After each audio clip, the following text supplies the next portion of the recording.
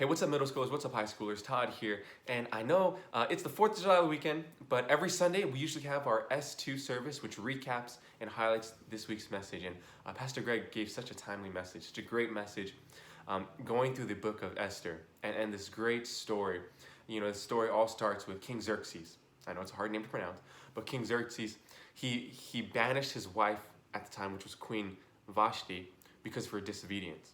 And so because of that, he sent some of his servants to go looking for a new queen. And that's where Esther comes into play. So Esther was raised by this guy named Mordecai.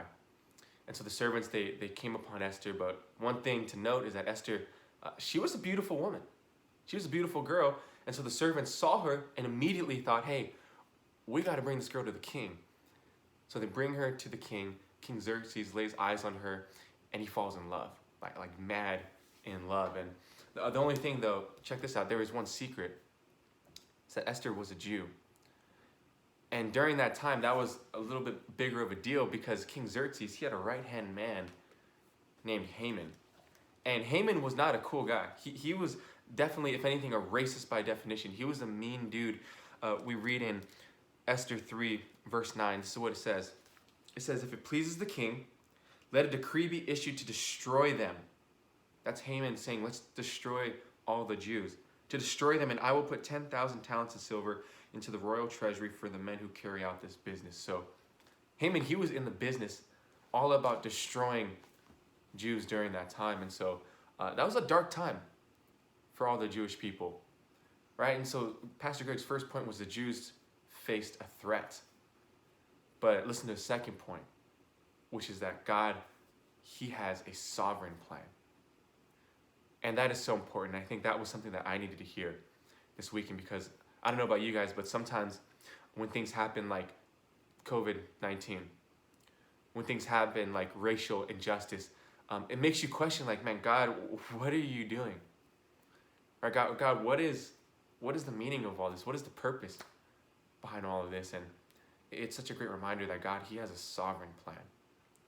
And that God, he's going to carry out his will and his plan because he is sovereign, because he is almighty. Right, King Xerxes during that time too, him and Haman, they may have been empowered, but God, he was always in power. He's always sovereign in that situation. And he's going to save the day through his means and through his plan. And get this next point. Pastor Greg, this is my favorite point of the message. He said Esther was privileged for a purpose. She was privileged for a purpose. What does that mean? Well, if we take a look at Esther 4, verse 14, it says, for if you remain silent at this time, relief and deliverance for the Jews will arise from another place, but you and your father's family will perish. And listen to this, it says, and who knows, but that you have come to royal position for such a time as this. Did you guys catch that? Basically, it's saying, who knows, Esther? Maybe, this is Mordecai speaking, maybe you were put in this position for a purpose.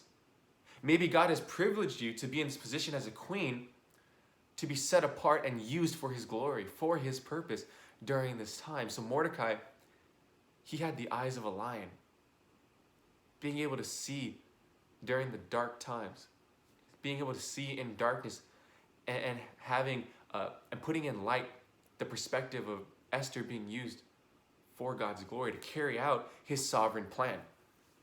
And the same is true for us. The same is true for you, the same is true for me. And I think what we need to do is ask ourselves these questions. What is my privilege? What are some of the privileges in my life that God has blessed me with, that God has given me, that he has positioned me with? And then also, what is the purpose of my privilege? Because God, he blesses us with so many different things, right? I think about education, how that is a privilege that we have.